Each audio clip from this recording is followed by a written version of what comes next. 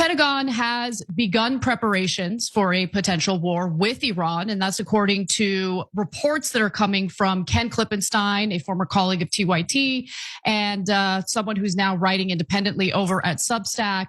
And they're even considering, apparently, a scenario in which nuclear weapons could be used.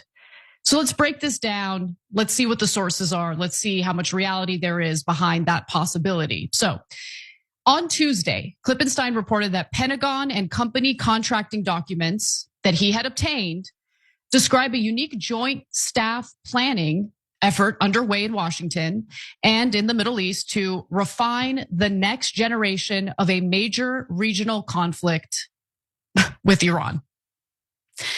So that planning effort is basically being referred to as a SEED project. That's what they've dubbed it. Part of the reason why the project exists is that the Pentagon is re-evaluating Iran's war capabilities. I hope they're taking their time in re-evaluating Iran's war capabilities. I hope they're maybe a little more competent than what we experienced during the Bush administration. But please make no mistake about it. The neocons are back. Okay, they're in charge. Don't let anyone think for a second that the Trump Pentagon is any different from the Bush era Pentagon. Full to the rim, okay, with these neocons who are just salivating for a war with Iran. And they're literally talking about the potential of nuclear weapons. Okay, so let me continue.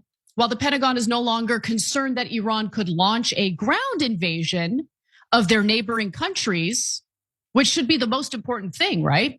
They are worried about the combination of narrow pinprick attacks by proxies, Iran's various covert and influence campaigns, and its use and proliferation of long-range drones and missiles, especially to Russia. So US Central Command, or CENTCOM, is the Pentagon's regional command that oversees the Middle East specifically.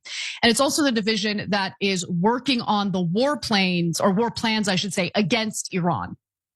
So one document in that plan warns of the distinct possibility of the war escalating outside of the United States government's intention and impacting the rest of the region, demanding a multifaceted approach. And so according to a retired senior military officer who was actually briefed on these plans, they include the possibility of using nuclear weapons.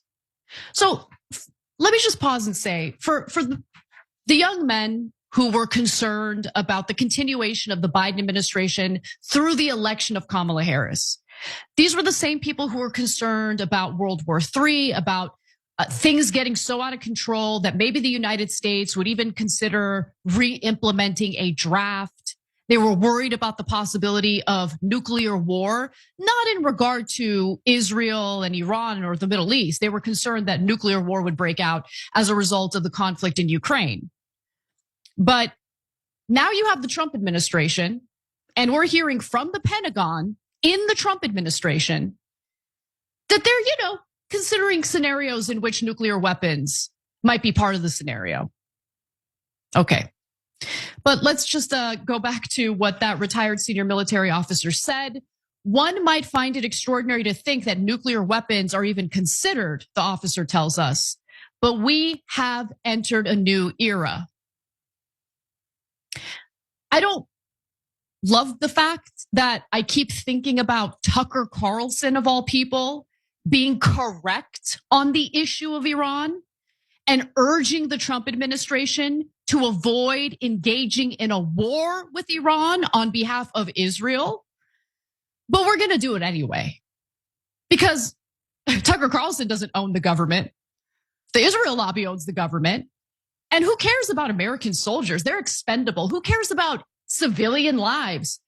I mean, anything for the Israel lobby, anything. Okay, there's more. The officer stated that the nuclear plans aren't necessarily related to Donald Trump's re-election, rather that these would be the three reasons for reintroducing nuclear deterrence. So the argument here is it's not like Trump's over at the Pentagon telling them, oh, you should threaten nuclear weapons or the use of nuclear weapons against Iran. But nonetheless, I mean, who's the head of the Pentagon right now? who are the individuals within the Trump administration who have only escalated the, conflict in the Middle East, certainly with this notion that we should, take over the Gaza Strip, ethnically cleanse the Gaza Strip of Palestinians. I mean, it's just, but anyway, so here are the three reasons for reintroducing nuclear deterrence, according to the Pentagon. So to directly deter Iran from developing nuclear weapons, or then from using them. A great way of doing that would be to re-implement the Iran nuclear deal, which prevented them from, developing nuclear weapons. So if you don't want to blame Trump, I'm sorry, the president who actually ripped up the Iran nuclear deal was Donald Trump. But let me continue. To convince Israel not to use its own nuclear weapons, that is by making it clear that the US equally would or could preempt Iran if something dire happened. Also, to dissuade Saudi Arabia from perceiving that it has to develop its own nuclear weapons because Iran is doing so. So here are the scenarios in which the United States would authorize the use of nuclear weapons against Iran according to these plans. So one, with the CENTCOM commander requesting the use of nuclear weapons mostly to stave off Iranian conventional military success. And two, in a top-down order that is by the president, mostly as a demonstration to signal to Iran. In other words, the red button could very well be in Donald Trump's hands, or his decision to use nuclear weapons could be. So tensions are rising as Iran pushes back against the Trump administration. For instance, 2 weeks ago, Trump wrote a letter to Ayatollah Khamenei. That's Iran's supreme leader, a theocrat. Now, he sends this letter as a gesture to start talks about the country's nuclear program. And according to reports, the letter contained a 2-month deadline to reach a new nuclear deal. He could have kept the old nuclear deal in place, but Obama negotiated it, and Trump has to reverse anything a Democratic president does, even if the Democratic president actually secured a win. In this case, the Iran nuclear deal was a win, but make no mistake about it. Netanyahu doesn't want an Iran nuclear deal. He wants the US to go to war against Iran on his behalf. And make no mistake, we will do it. I have no doubt at this point that we're going to do it. It's so unhinged and so ridiculous, even as the Pentagon acknowledges that Iran's not looking to do any kind of ground invasion against one of its neighboring countries. I mean, just think about the military capability and the defense capacity that Israel has. I mean, and we're still having a conversation, given what the Pentagon has acknowledged, about doing a war against Iran, engaging in war against Iran. Okay, great. Anyway, so the letter was publicly rejected by both Khamenei and Iran's president. The supreme leader, the Grand Ayatollah, says that the insistence of some bullying governments on negotiations is not to resolve issues. Talks for them are a pathway to have new demands. It is not only about Iran's nuclear issue. And that's not all.